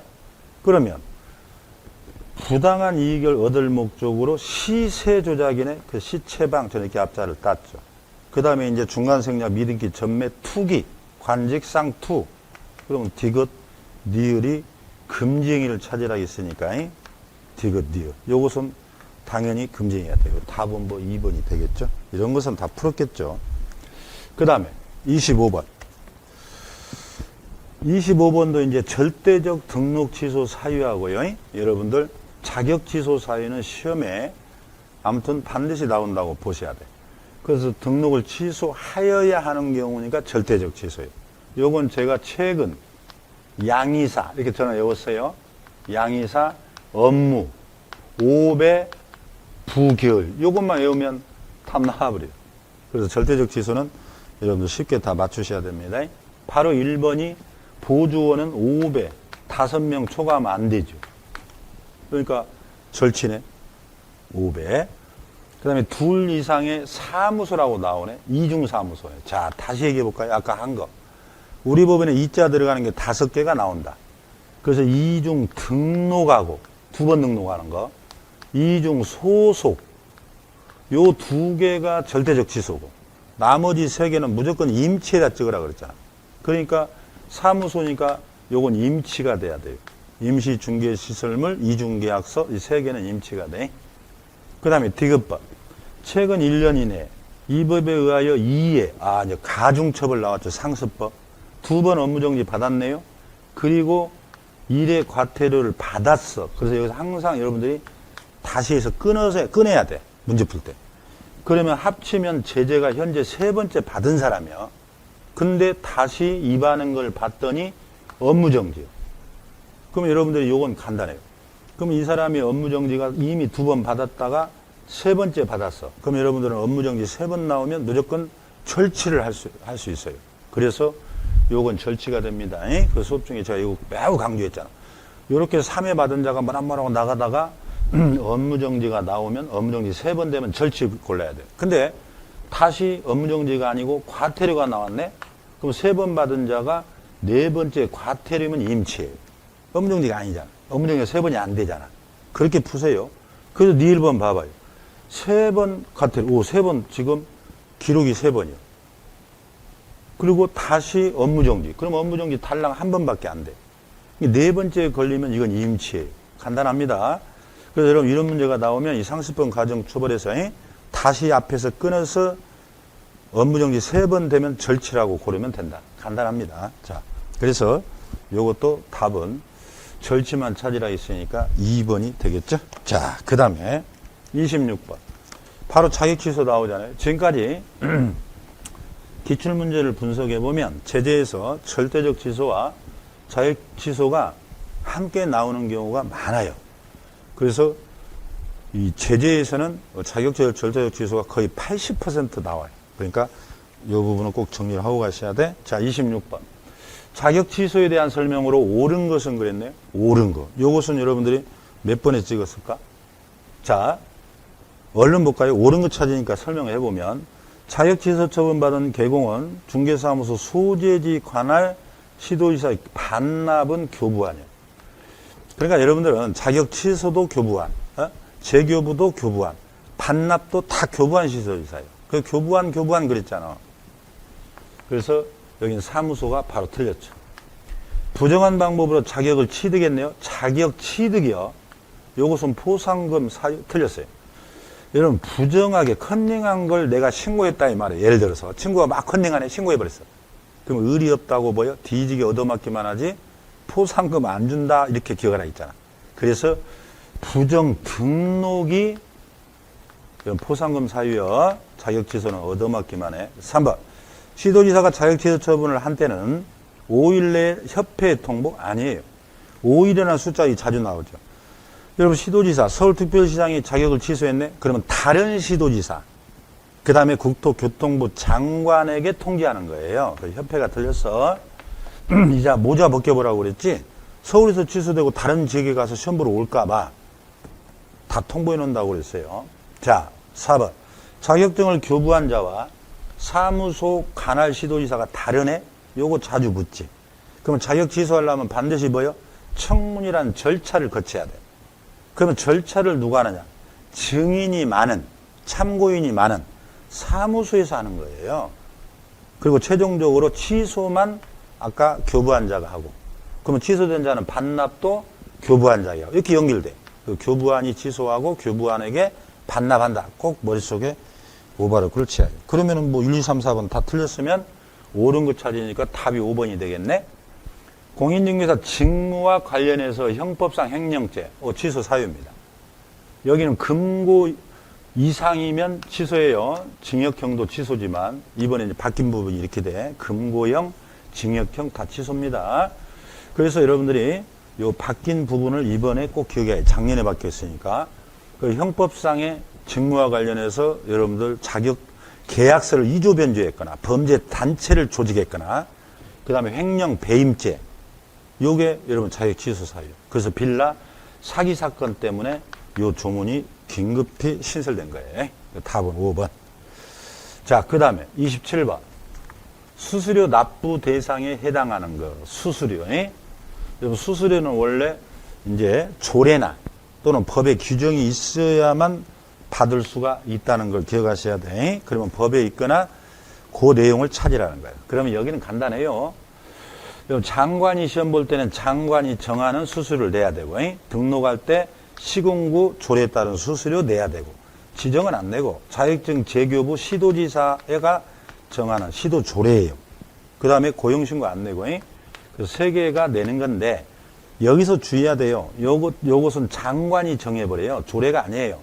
나머지 두 개는 조례예요. 요것도 시험에 물었지. 그래서 여기서 수수료 납부 대상에 해당하는 것은 그 두 개 빼버리면 세 개가 답이 되겠죠. 자, 간단한 문제였고, 다음은 이제 28번 문제 봅니다.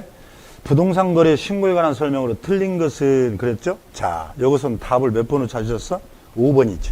자, 우리가 거래대금 지급증명. 자, 실거래 신고를 했는데 의심이가 그러면 시군구에서는 조사한단 말이죠. 그 대금증명서를 가져오라고 한다고. 거래대금 증명서에 뭐라 있어? 통장 사본이나 입금표 그거 기억하라 했잖아. 그러면 요거 안 내면은 3천만 원이죠.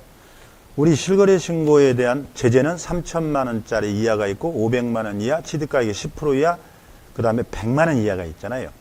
그래서 3천만 원 이하짜리는 바로 대금증명서면 안 냈거나 가장 매매 신고했거나 가장 해지 신고한 거 3개가 3천만 원짜리죠. 그러니까 답은 틀린 거 찾으니까 바로 5번이고.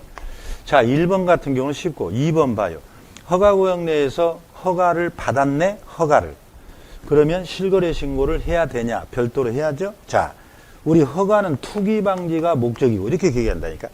실거래 신고는 과세, 실질 과세, 다운계약서 못 쓰게 한다니까. 과세가 목적이에요. 법의 취지가 다르기 때문에 각각 한다. 이렇게 기억해야 돼. 그 다음에 개공이 거짓 신고하도록 요구했네. 요구한 경우에는 포상금 대상에 해당하지 아니한다. 맞는 질문이죠. 자, 여러분 포상금 사유가 두 가지가 있다 그랬잖아. 아까도. 우리 공인중개사법상 포상금은 아까 부양무, 시체방, 표시 이렇게 외워야 되고, 지금 보고 있는 포상금은 가장 거짓말 잘한 사람에게 포상금을 허가한다. 이렇게 세 개만 딱 외워보면 된다 했어. 이게. 그러면 요게 이제 포상금 사유예요. 그러면 요구는 포상금이 안 들어가네. 그러니까 이 문장은 맞아. 근데 여러분 요구는 어떻게 해라 했어? 또 우리 시험에 2번 출제된 게 뭐예요? 감면 사유가 있거든. 자진신고한 자에게는 감경 또는 면제하죠. 여기는 어떻게 외웠어? 외국인이 거짓, 임대 하라고 조장 요구했다 하면 이게 감면 사유예요. 그러니까 여러분 요구 나오니까 어디서 많이 들었는데 해서 이건 포상금 사유 아니야? 이렇게 생각하면 안 돼. 요것은 감면 사유고 포상금 사유는 가장 거짓말 잘한 사람에게 포상금을 허가한다. 이렇게 기억하라 그랬어요. 요것도 여러분 시험에 간혹 나오니까 지금 문제에도 나왔네. 자, 그 다음에 개공이 중개 없이 상가 건물 임대차. 상가 건물 임대차는 실거래 신고하지 않습니다. 우리 법은 주택 임대차에 대해서 주택 임대차 보증금 6천만 원 초과 또는 보증금 30만 원 초과일 때 신고하라고 돼 있죠. 그래서 상가는 하지 않아도 된다. 맞는 얘기. 답은 5번이. 자, 그렇게 정리하면 되겠고. 자, 그 다음에요. 29번 문제. 자, 29번 문제는 여러분들에게 여기서 정정을 하나 부탁해야 될 것 같아요. 이미 다 인쇄가 들어갔을 텐데 이게 7월 10일부터 주거용 임대차가 주거용 확인 설명서가 바뀌었다고 그랬죠. 그 제가 이번 강의 때 자세히 제가 설명을 드렸었는데 이 문제를 출제한 선생이 7월 10일치 개정 내용을 반영을 안 한 거예요, 지금. 그래서 꼭 그게 이 문제에 걸려 있는데 지금 보니까 저도 어제 확인하면서 그걸 봤는데 자, 주거용의 입지 조건에 해당하지 않는 거 이렇게 물었네. 그러면 여러분들이 아마 각 과목별로 선생님별로 앞자 따주죠. 우리가 주거용은 도, 대, 주, 교, 판 저는 이렇게 외우라 있거든. 성당에 가면 대주교님이 있잖아. 그래서 의료 판매 시설. 7월 10일부터 이 의료 판매 시설이 이제 삭제됐어요. 이제 의료 판매 시설은 주거용, 비주거용, 토지용 어디에도 이제는 체크하지 않아도 돼요. 근데 이제 요게 지금 들어갔어. 그러면 이 답이 1번하고 5번이 돼야 돼요, 이제는. 그래서 여러분 시험장에 가면은 요게 없어졌다. 이제 주거용에는 도, 대주교 요것만 체크하게 돼 있어요. 이게 7월 10일부터 그럽니다. 그러니까 여기서는 답을 2개로 처리합니다. 2개로. 그러면 도, 대, 주, 주차장, 교육 4개는 그대로 있어요. 자, 그래서 요 29번의 출제되고 인쇄 끝난 후에 이제 시행이 7월 10일부터 되기 때문에 여러분들이 요것은 수정할 수밖에 없다. 자, 그래서 답은 1번, 5번으로 이렇게 처리를 해야 되겠어요. 자, 그 다음에요. 30번 문제. 공인중개사 법령 옳은 것은 그랬죠? 자, 옳은 거. 뭐 간단하니까요. 여기는 보수에 대한 문제죠. 옳은 거. 자, 2번. 답은 너무 쉽게 줬죠. 초과된 범위 내에서 무효라는 거예요. 1번은 뭐가 틀렸어요? 거래계약 체결이 아니라 대금지급 완료니까 잔금. 3번 제가 주의하라 했잖아요. 주택 외가 나오면 국토교통부령 범위 내에서 합의고 조례가 나오면 무조건 주택이어야 돼요. 그래서 주조 이렇게 외워버려야 돼요. 주택 조례 이렇게. 주택 외에 조례가 나오면 무조건 틀려요. 그 다음에 4번. 계약금 등 반환채무 이행 보장에 실비 나왔네. 실비도 보수 외에 별도로 받을 수 있다요. 자, 예치제도의 실비는 매수자가 불안해서 예치했기 때문에 매수자, 임차인이 된다는 거 주의하라고 그랬죠. 자, 5번. 주택임대차 주택에 대한 중개대상물 소재와 사무소 소재가 다르네? 그럼 어디치로 받아야 되냐? 사무소 기준이죠. 물건이 아니라. 그래서 답은 2번으로서 어렵지 않아요. 자, 31번. 주택임대차 보호법에 관한 설명으로, 자, 옳은 것은 그랬네요. 옳은 것. 자, 요것은 여러분들 몇 번으로 고르셨을까? 이것도 답은 뭐 쉬웠어요. 그럼 이제 1번은 자, 뭐가 틀렸는가 볼까요? 임차권 등기 명령이 됐네요. 그럼 여기서 키워드는 등기가 격려된 그 이후예요. 이후에 다시 그 집에 들어온 소액 임차인은 최우선이 안 됩니다. 우선 변제는 되지만 최우선은 안 된다. 2번. 소액 임차인이 보증금 중 일정액을 담보물권자보다 우선 변제 받으려면 경매, 개시결정, 등기 전까지 무조건 일단 대항 요건은 갖춰져 있어야 돼. 근데 최우선하고 확정일자는 아무 관련 없죠. 그래서 틀린 거예요. 확정일자는 우선 변제 요건이지 최우선 변제 요건이 아니에요. 그럼 여러분들은 요걸 모르면 안 돼. 보증금 중 일정액 요게 나오면 요것은 최우선을 얘기하는 거예요. 최우선. 주의하세요. 자, 임대인은 2년 미만 기간 임차인이 주장할 수 있죠. 4번. 우선 변제권을 승계한 금융기관. 여러분들이 이제 전세 계약서 가지고 금융기관에 돈 빌리는 경우가 있잖아. 내 보증금 갖출 테니까 돈 좀 빌려주세요. 그랬어요. 그러면 이제 금융기관이 그 우선 변제권 이런 걸 승계해서 나중에 행사하거든요. 근데 임차인이 대항 요건을 상실해버리면 안 돼요. 대항 요건은 유지하고 있어야 해요. 그래서 있다 하면 틀려요. 또는 임차권 등기 명령이 됐는데 이런 말소돼 버리면 또 안 됩니다. 그래서 대항력이 상실되거나 임차권 등기가 말소되면 우선 변제권 행사할 수 없다. 이렇게 기억을 하셔야 돼. 그러면 결국 다 틀렸기 때문에 답은 뭐 5번밖에 없네요. 자, 임대차 계약을 체결하려는 자죠. 이자는 당연히 임대인의 동의를 받고 확정일자 부여기관에 선순위 확정일자가 받은 사람이 있는가, 그 다음에 그 자의 보증금은 얼만가, 월세는 얼만가, 이런 것을 확인할 수 있습니다. 그 서명기부를 요청할 수 있다. 그래서 답은 5번 이렇게 됩니다. 뭐 어려운 거 없었고, 수업만 잘 듣고 체계적으로 따라오신 분들은 어려운 게 없어요, 사실은. 그러니까 여러분 공부는 항상 정석대로 하라고 제가 얘기하고 있죠. 자, 이 32번은 뭐 민법의 문제가 하나 나온 거죠. 여러분 이중매매 민법, 이중매매 뭐 민법에서 공부하시잖아. 자, 뭐 간단하게 민법에서 하니까 거기 보면 계공갑의 중개로 병이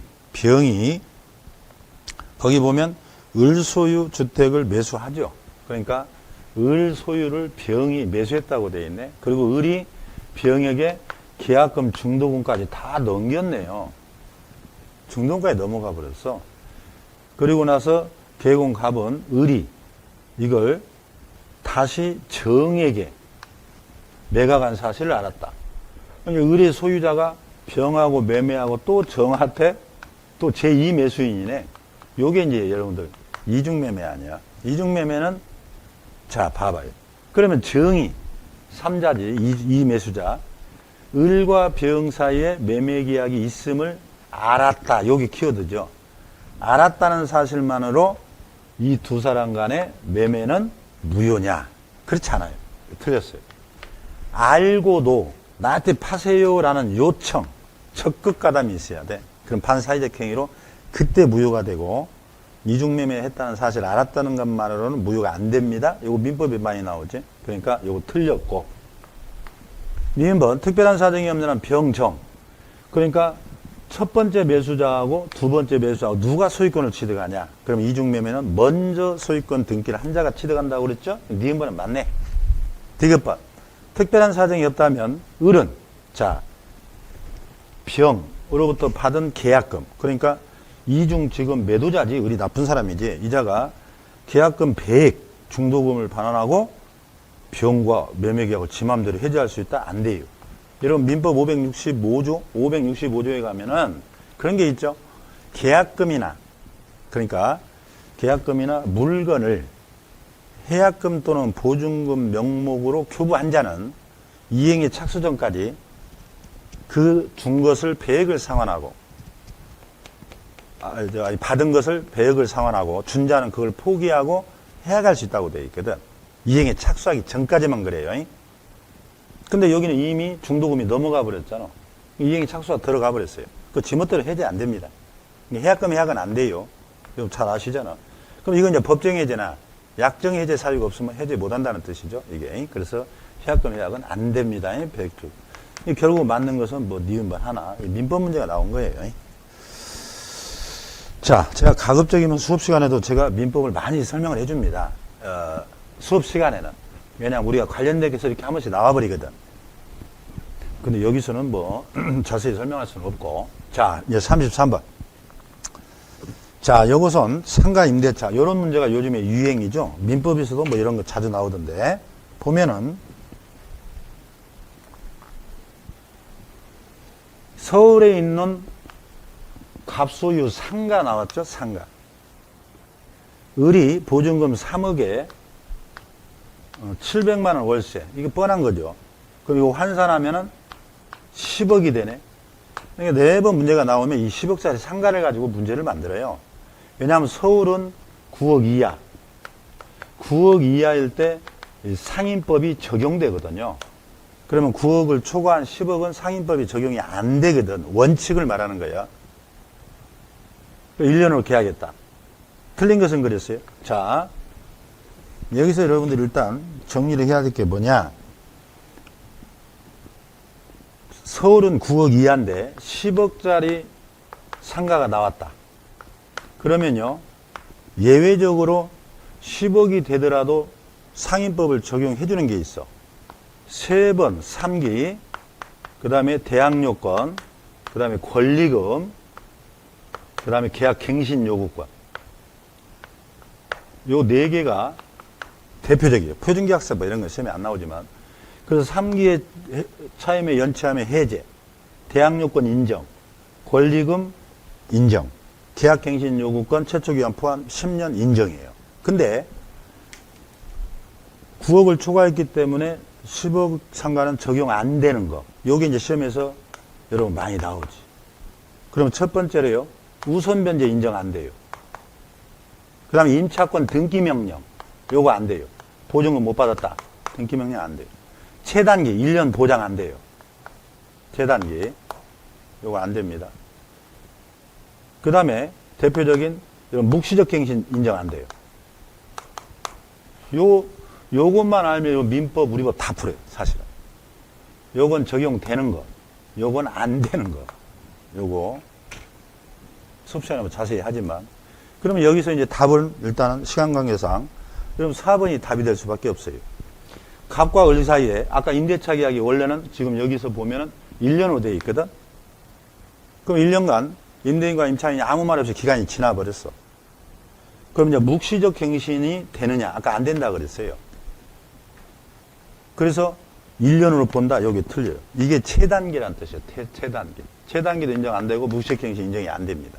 그 얘기는 뭐냐면 이 기간이 끝나버리면은요, 민법 635조로 가버려요. 여러분, 민법 635조. 민법 635조가 뭐라고 돼 있냐? 임대인과 임차인은 언제든지 계약을 해지할 수 있어요. 그럼 임대인 해지하면 6개월 지나면 효력이 발생하고, 임차인 해지하면 1개월이면 보증금 빼줘야 돼요. 그래서 여기는 묵시적 갱신이 안 된다. 그러니까 1년으로 본다는 틀려요. 여기 지금 10억이 넘기 때문에 그래요. 근데 여기 1년으로 본다 하니까 틀렸어. 그래서 이 기간이 지나면 임대인, 임차인 누구나 언제든지 나가라고 또는 빼달라고 할 수 있다. 이렇게 되는 겁니다. 그래서 여기서 틀린 것은 답은 4번이에요. 그럼 1번은 봐봐요. 사업자 등록 인도하면 대항 요건이네. 아까 대항력은 인정해준다고 그랬잖아. 맞고. 우선 변제권 아까 뭐라 했어요? 인정 안 된다 했잖아. 그러니까 받을 수 없다니까 맞고. 자, 건물 일부를 동의 없이 전대차 해버렸네? 아, 그럼 이게 임대차 해지 사유예요. 동시에 계약 갱신 요구를 거절할 수 있어요. 원래는 10억짜리도 갱신 요구 인정해준다 했잖아. 근데 임차인이 법을 위반해버렸으니까 안 돼요.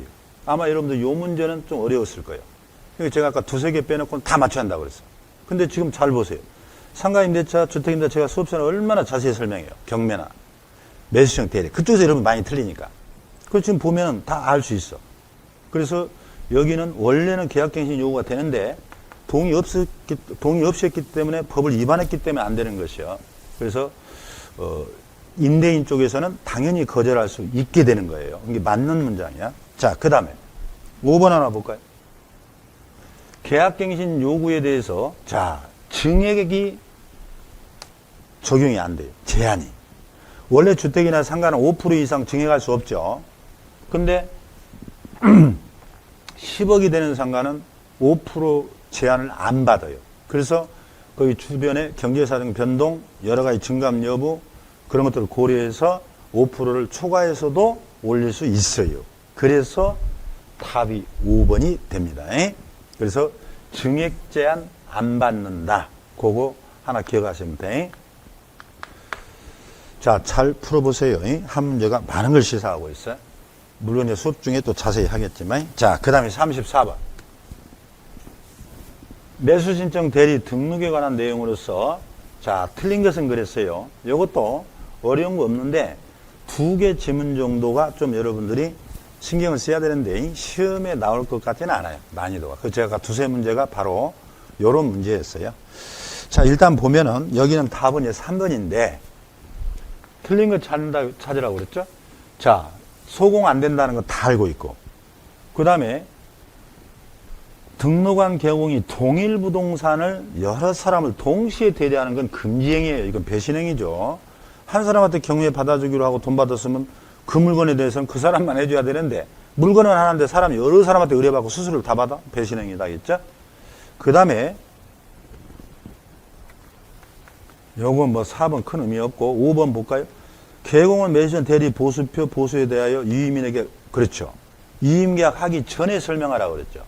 그러니까 여러분들이 지금 주로 많이 나오는 게 1번, 2번, 5번은 이제 기본으로 여러분들 지금 알고 있어야 되는 게 정상이고 몰랐다면 지금 알아야 되고 이제 3번, 4번은 아직 시험에 나온 적이 없어요. 그리고 당분간은 이 제재는 잘 안 나옵니다. 왜냐하면 우리 거 제재 등록 취소, 자격 취소, 업무정지 여러분들 그 제재도 지금 헷갈리잖아. 그러니까 공부가 안 된 분들은 무시해도 되는데 자 3번은 무슨 얘기냐면 설명은 제가 드려요. 그러나 무시하세요. 공부 안 된 분들은.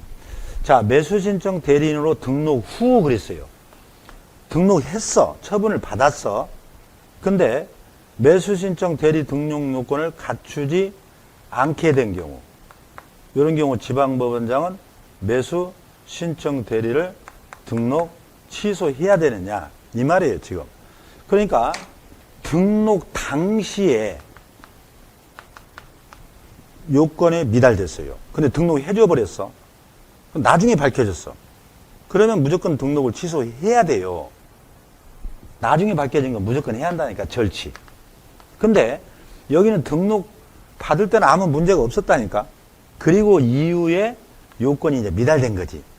요것은 사정을 봐줘요. 그래서 여기는 취소해야 한다가 아니라 임의적 취소요. 그러니까 혹시 또 이런 거 궁금해하는 사람 있으니까 설명을 하는데 처음 하는 분들은 몰라도 된다 이거예요. 그냥. 저는 버리라고는 안 해요. 문제를. 왜냐하면 또 알고 싶은 사람이 있으니까 선생은 설명을 해줘야 돼. 근데 다 버려라. 물론 다른 과목은 그럴 수 있을지 몰라. 근데 우리 과목은 고득점 전략 과목이기 때문에 여러분들이 알아서 나쁠 건 없다 이 말이에요. 다 버려버리면 안 돼요. 80 안 나와요. 우리는 80을 넘겨야 되는데. 그래서 설명을 하는데 등록 당시에 이자가 요건을 못 갖췄는데 등록을 받았어. 나중에 밝혀졌어. 그건 무조건 취소해야지. 안 해줄 걸 해줬으니까. 근데 여기는 등록 때에는 이상이 없었어. 그리고 그 이후에 요건이 미달된 거예요. 이제 새로운 사정이 생겨서. 그럴 때는 바로 취소하지 말고 사정을 봐라. 그래서 임의적 등록 취소가 되는 것이에요. 그러니까 3번이 틀린 것이. 4번은 개공이 우리 법에 따라 등록을, 우리 법이잖아요. 여러분 중개업을 해야 경매 대리를 할 수 있거든. 근데 중개업이 휴업된 거예요. 그럼 경매도 못하게 해야겠지. 그래서 업무정지를 하는 거예요. 휴업만 그런 게 아니에요. 여기에 만약 이자가 업무정지 받았다고 봐. 개공이 우리 법에 따라 업무정지 받아. 그럼 우리 법에 따라 휴업이나 업무정지 중개업 못하잖아. 그러면 경매도 업무정지 해야 되겠죠. 그 얘기예요 지금. 근데 여기까지는 아직 시험에는 안 나온 거예요. 그래서 R하는 2대 이해가 안 되는 분은 그냥 편하게 넘어가세요. 그리고 1, 2, 5번이나 정확하게 기억하세요. 여러분 실력 차이가 크니까. 자, 35번. 토지거래 허가에 관한 내용으로, 자, 틀린 것은 그랬네요.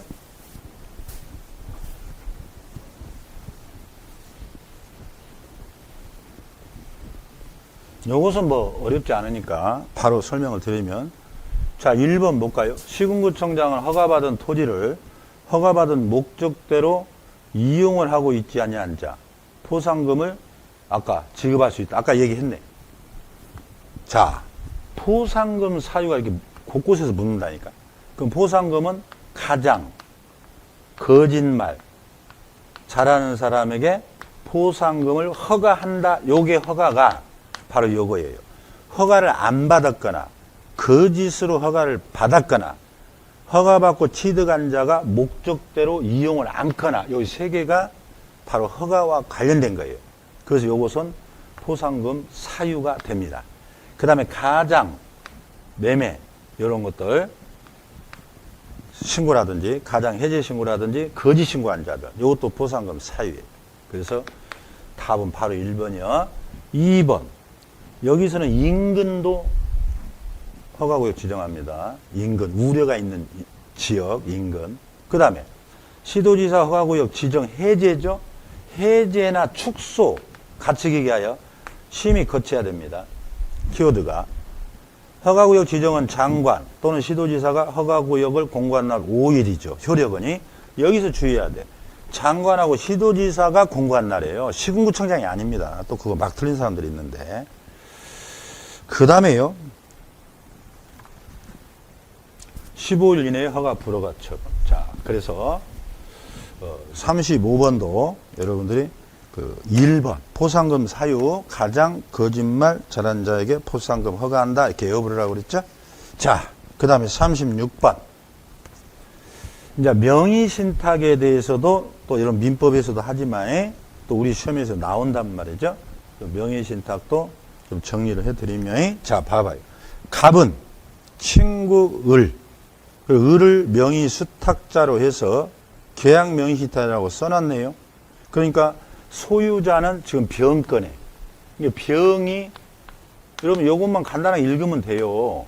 이 병이 소유자예요. 소유자. 근데 요것을 지금 계약 명의신탁이란 말이에요. 그러니까 요것을 을이 명의 수탁자로, 을이 지금 수탁자죠. 그 다음에 갑은 신탁자지. 그럼 여러분이 이제 공부했듯이 두 사람 간에는 아무 관계가 없어요. 요 두 사람 간의 명의신탁 약정에 따라서 얘가 가서 계약하고 얘가 등기받은 거예요. 요걸 이제 우리가 계약 명의신탁이라고 하죠. 간단해요, 그럼. 틀린 거. 자, 1번. 갑 친구 간의 명의신탁 약정 6자 나오면 뭐예요? 무조건 무효.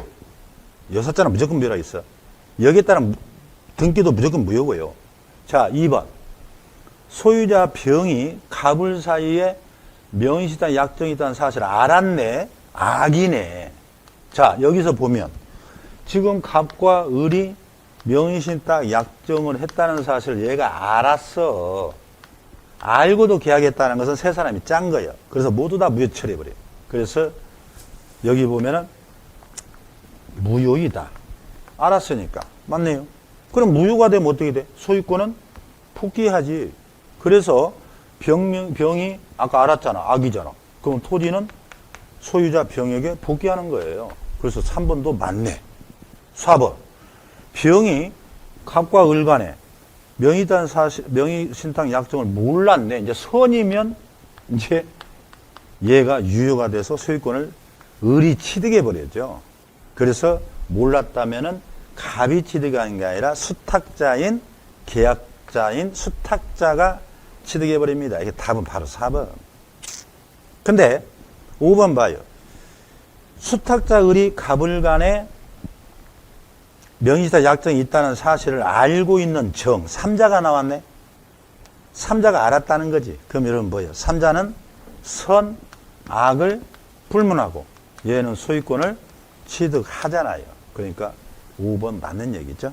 자, 제가 계약명의신탁, 3자간 명의신탁도 우리가 문제 여러 개 풀어드리고 자세히 설명했으니까 그래서 기본 강의에 충실하고 정석대로 하면 여러분 절대 우리 과목은 실수할 일이 없어요. 자, 이렇게 정리를 하시고 이번에는 37번 외국인 부동산 특례. 이 특례라고도 합니다. 외국인들이 대한민국의 부동산을 취득하는 특례. 외국인들 꼭 한 문제가 나온다고 보고 여러분들이 정리를 해야 해요. 틀린 거. 자, 여기는 이제 37번 문제예요. 요것은 여러분들 답 간단했죠? 바로 1번에 찍었지. 외국인들이 재축, 개축, 중축, 신축 다 똑같아요. 또 제가 어떻게 외웠냐? 합한 환경상 해서 합병, 그 다음에 판결, 경매 다 6개월이에요. 6개월 내에 신고하지 않으면 과태료 100만 원이었죠. 이게 답은 바로 1번. 300만 원짜리는 여러분들이 어떤 거죠? 바로 4번이네. 자, 외국인 등의 부동산 등 증여 나왔잖아. 계약으로 취득했을 때는 60일 내에 신고해야 되고 요게 안 하면 요게 300이에요. 그 계약만 300이고 계약 외든 그 다음에 계속 보유든 과태료는 100짜리예요. 나머지 두 개는. 그래서 300은 계약의 경우만이다. 뭐 어려운 거 없어요. 그 다음에 야생생물이죠. 군문 자자야 외워버려야 돼요. 군문 자자야. 거기는 무조건 허가예요. 그 다음에 문화유산. 당연히 허가 안 받으면 여기는 무효가 됩니다. 그 군문 자자야 외워버리면 간단해요. 허가. 요것은 우리가 워낙 뭐 자세히 했으니까. 자, 그 다음에 38번. 장사법 나왔네요. 장사법. 틀린 것은 그랬어요. 장사법하고 분묘기지권이 우리가 한 문제가 나오니까 또 정리를 해야 되는데 틀린 것. 뭐 요것도 아주 쉽게 나왔어요. 가족묘지라고 되어 있네요. 설치한 자는 이미 틀렸어요. 설치한 자가. 이 묘지에 주의해야 해요. 요건 사전 허가사항이에요. 사전에 허가를 받아야지 신고사항이 아니다. 요게 만약에 가족묘지가 아니고 개인묘지. 요거였으면 1번이 맞았지. 개인묘지는 사후 30일에 신고하니까요. 자, 그러면 여러분 봐봐. 우리가 묘지가 나오면 개인묘지는 사후 30일이고 나머지 가족, 문중, 법인은 무조건 사전 허가사항이에요. 허가로 딱 묶어버려야 돼. 그 다음에 사람을 화장하잖아요. 화장하려면 미리 신고해야 됩니다. 이런 변사체만 발견돼도 다 그 사인을 밝혀야 되기 때문에 함부로 화장 못하게 해요. 그래서 사전에 신고해야 돼. 그 다음에 우리법 시행 후, 장사법 시행 후에는 이제 시효취득 안 된다고 그랬죠. 그 다음에 여러분 묘지에 대해서는 민법에 따라 재단법인의 하나여 요거 주의해. 하나여 법인묘지 허용됩니다. 재단법인의 하나여. 그러면 법인 묘지잖아요. 그럼 법인 자연장을 또 물어보겠지. 법인 자연장. 요건 재단 법인, 공공법인, 그 다음에 종교단체. 요거 외워야 돼요. 요 세 개. 재단법인, 공공법인, 그 다음에 종교단체 하나에 인정합니다. 법인 자연장은. 법인 묘지는 재단법인만이고, 이런 것들 모르면 여러분 또 틀려. 정리하시고. 자, 그 다음에 39번. 경매 나왔네. 경매도 한 문제가 나옵니다. 틀린 것. 경매도 제가 아주 자세히 설명하죠. 그 여러분들이 실무 쪽 2편, 3편을 어려워하기 때문에 저는 기본 강의 때 원래 그 뒤쪽을 먼저 해서 아주 자세히 해주죠, 지금. 그러니까 지금도 안 늦었어요, 여러분들. 잘 따라오시면 다 여러분들 우리 과목은 고득점 90, 100도 나오는 과목이에요. 자, 경매. 틀린 것은 그랬네. 요것은 39번. 뭐 답은 간단했죠, 4번. 항고가 나오면 최저 매각가가 틀렸죠. 항고는 2심에다가 2를 제기하는 거니까 이미 매각 대금이 나왔죠. 그 매각 대금의 10이에요. 1차 매각 때 보증금이 최저 매각입니다.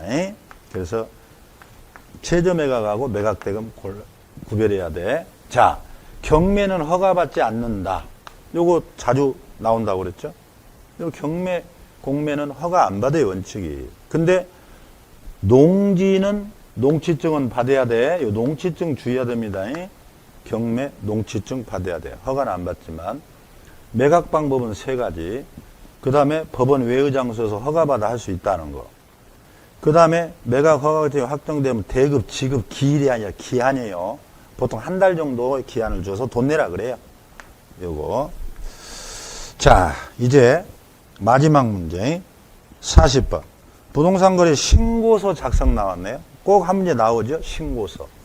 여러분들이 내년에 이제 오픈해서 중개업할 때 요 신고하는 게 일이거든. 신고하는 게. 그래서 신고서 작성은 시험에 낼 수밖에 없다. 그래서 옳은 것을 찾아보세요. 그랬거든요. 요것은 여러분들이 답을 어떻게 찾았을까? 자, 4번으로 찾았어야 되는데 기억번 봐요. 요거 여러분들 제가 수업 시간에 자주 체크했죠? 공급계약이라는 건 뭐예요? 최초로 분양받는 계약이에요. 최초로 분양받는 거라니까. 그러니까 준공 전이냐 준공 후냐를 체크해야 되고 임대 분양 전환되는 아파트냐 아니냐를 체크하는 거예요. 여기서 분양권이냐 입주권이냐는 전매. 여러분들이 전매를 중개했을 때는 분양권 입주권을 표시하는 거고 공급계약 최초 분양은 준공 전과 후와 임대 분양 전환 여부를 체크하는 겁니다. 그러니까 이거 바로 틀렸어요. 자, 다시 한번 서식 보세요. 필수서. 그 다음 면적을 쓸 때 집합 건물은 전용 면적 해서 집전이요. 집전. 전집이라고 하죠. 유인 전집. 그래서 전용 집합인데 여기서는 외를 물었으니까 연면적. 맞죠? 그래서 니은분은 맞네. 집합 건물 외 연면적이 있죠. 종전 부동산이라는 것은 분양권이 아니라 입주권이라 그랬지. 관리처분 떨어지면 입주권이고, 그거 다 이제 이주비 받아 다 이사 나가버리잖아. 그래서 종전 부동산은 입주권만을 말합니다. 바로 틀렸고. 그다음 조건 기한이 있는 경우는 반드시 기재해야 돼요. 조건 기한이. 그래서 맞네. 그다음 참고 사항도 있으면 기재해야 돼요. 조건 기한 참고 사항은 기재해야 됩니다. 약정된 경우. 그러면 결국은 니은 이렇게 답이 돼요. 그러니까 여러분들이 점수가 몇 점이 나왔냐는 결국은 뭐예요? 내가 정석대로 책을 보고 차분히 정리냐. 이게 점수가 나오는 거지. 쉬운 것은 여러분들이 잘 나오고 어려우면 틀리고 그러면 안 돼요. 공부는 정석대로 하는데 제가 말씀드렸듯이 서너 개 빼놓고는 여러분들이 웬만하면 풀 수 있는 문제들이에요. 그럼 8개 틀리면 80 아니에요. 그래서 이번 문제는 한 1월에 공부 시작하신 분들은 80점 정도는 나와야 정상이에요. 그렇지 않고 아직 시간이 있으니까 조금 덜 나온 분들은 이제 정석으로 또 하시면 충분히 될 겁니다. 자, 이렇게 해서 해설 강의를 마치겠습니다. 여러분 수고하셨습니다.